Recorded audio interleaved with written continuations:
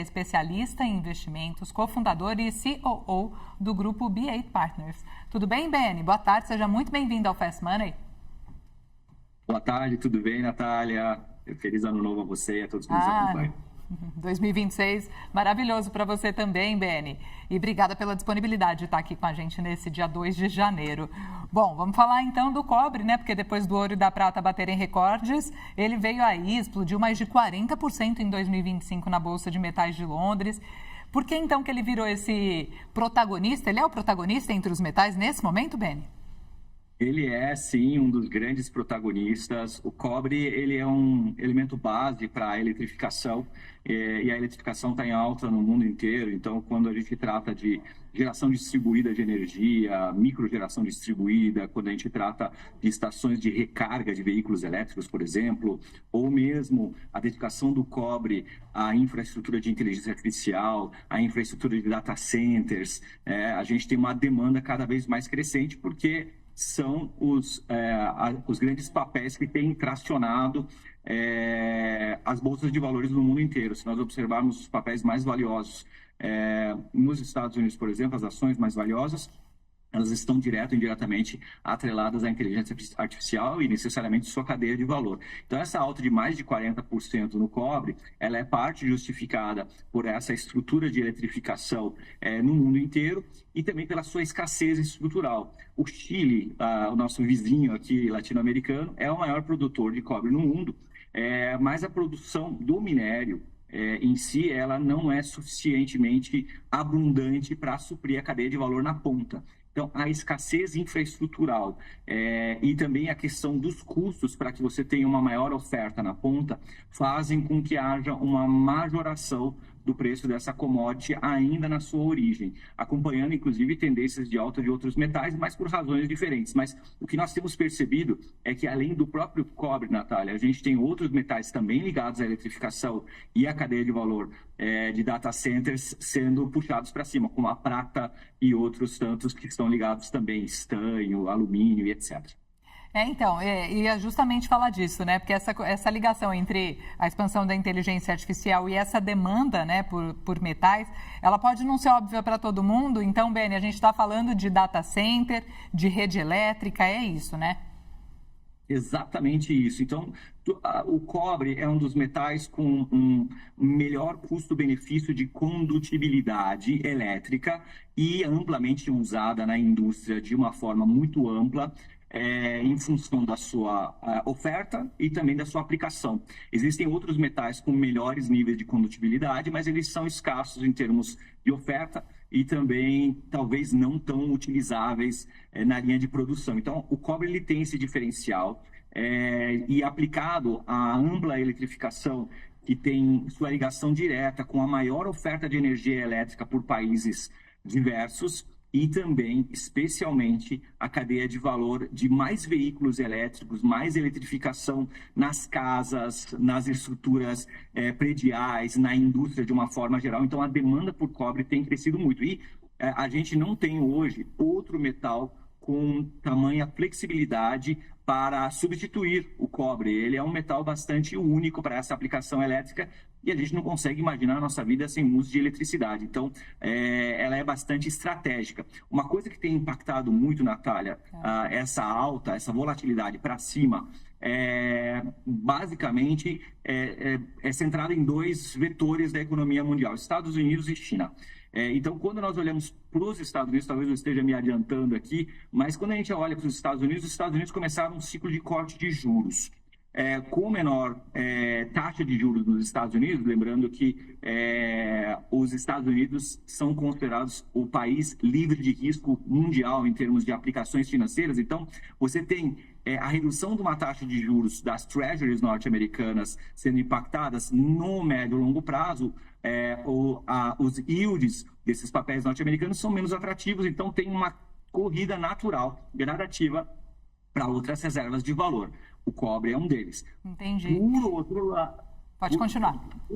Por outro lado, a China tem mostrado a sua talvez capacidade não tão forte, não tão contundente de crescimento no oferecimento também do refino desse material, considerando que eles também são um grande polo de estruturação do cobre usado na ponta. Então, a gente tem um pouco de desapontamento da cadeia de valor, a gente tem um pouco de descasamento entre estabilidade e estímulo chinês, para a oferta desse metal, e isso cria um cenário que a gente chama de mais bullish, né, de alta.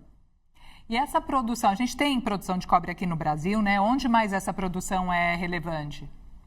Ela é muito relevante em vários países onde o cobre, naturalmente, é considerado um elemento de soberania estratégica. O Brasil é um largo consumidor de cobre, haja visto que um dos maiores produtores de motores elétricos do mundo é brasileiro, e a gente consome muito cobre, não só nessa grande indústria brasileira de motores elétricos, que é a WEG SA, mas diversas outras cadeias de valor.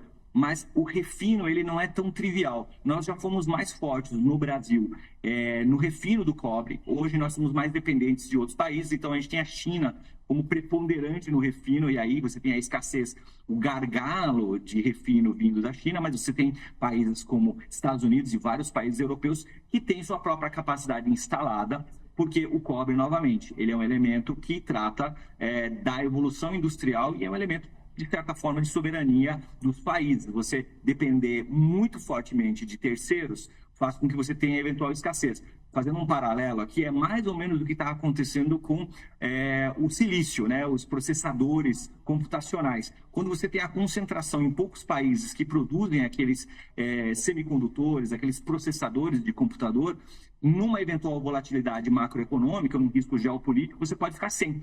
E mais ou menos é isso que está acontecendo com os semicondutores hoje, e os países consideram o cobre e outros metais também como elemento de soberania. Inclusive, então, Estados Unidos tem a produção ali própria e cobra uma sobretaxa, uma tarifa extra ali sobre a importação de cobre estrangeiro, né? Não tenha dúvida, não tenha dúvida. A proteção da economia americana, muito fortemente impulsionada pelo governo Trump, vai nessa toada. A gente tem acompanhado não só a vontade maior de redução da taxa de juros norte-americana, mas um enfraquecimento propositado do dólar pelo governo atual norte-americano, de Donald Trump, para que haja um fluxo maior de recursos para os Estados Unidos. Isso tem um objetivo muito claro, Natália: reindustrialização norte-americana, fluxo de dinheiro para os Estados Unidos e aumento ou preservação da soberania. Se nós recapitularmos ao longo dos últimos 40 anos, a indústria mundial migrou para a Ásia. Então, a globalização, como nós tínhamos como meta 40 anos atrás, ela aconteceu, mas ela fortaleceu China e demais players asiáticos e enfraqueceu naturalmente países com grande potência como os Estados Unidos. Então, esse é um dos motivos dessa tributação adicional norte-americana à produção refinada de cobre.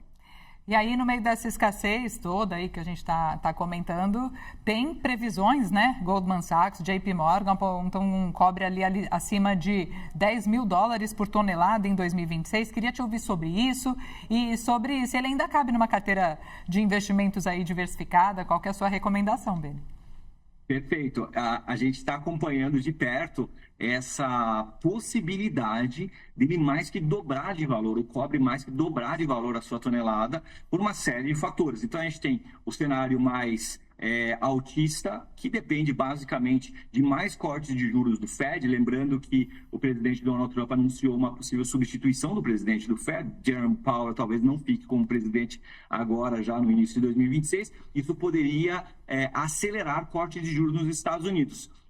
A gente tem o cenário China, com um eventual desapontamento do fornecimento de cobre mundial, então isso pode sustentar novas máximas, especialmente quando a gente olha a aceleração da infraestrutura de IA e eletrificação. Se nós tivermos um movimento de desaceleração global, se nós tivermos um movimento de redução da demanda por cobre refinado, eventualmente a gente pode ter um movimento mais bearish, um movimento de baixa, e aí a gente não atingiria eventualmente esses 10 ou 11 mil dólares de tonelada.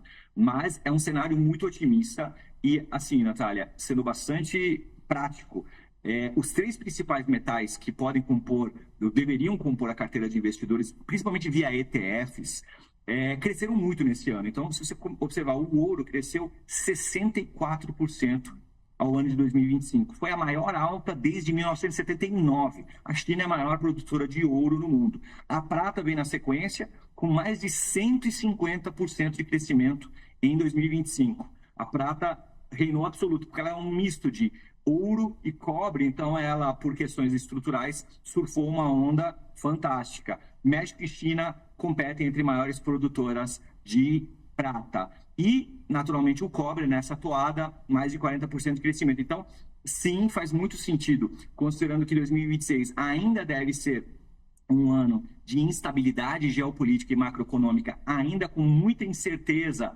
de redução de taxas de juros pelas nações, pode sim fazer muito sentido uma exposição a metais, especialmente ouro, prata e cobre, por razões diferentes. O ouro por questão macroeconômica e de bancos centrais, expondo a uma reserva de valor, a prata por ser um modelo híbrido industrial e também de cadeia de eletrificação, e aí etc., e o cobre, naturalmente, por eletrificação.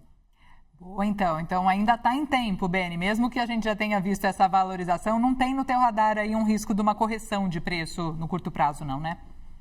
Eu particularmente não acredito que haja uma correção muito forte baixista. O que aconteceu alguns dias na semana passada para cá foi uma liquidação de um grande volume de ouro e prata pelo mercado, mas isso é um movimento natural de correção do curso dos metais. Por quê? Quem está muito exposto a um determinado tipo de ativo, naturalmente, quando ele captura o que a gente chama de alfa, ele liquida aquela posição para capturar aquele valor. Naturalmente, uma maior oferta daquele papel faz com que o preço caia. Então, a gente tem uma correção de curso, inclusive hoje, salvo engano, a prata está com uma queda forte de algo como quase 9%, 10%, o ouro também com alguma queda, mas isso é uma correção natural de curso. Então, capturar esse próximo movimento de alta é possível sim, considerando que a gente tenha o cenário macro muito parecido com o que aconteceu em 2025.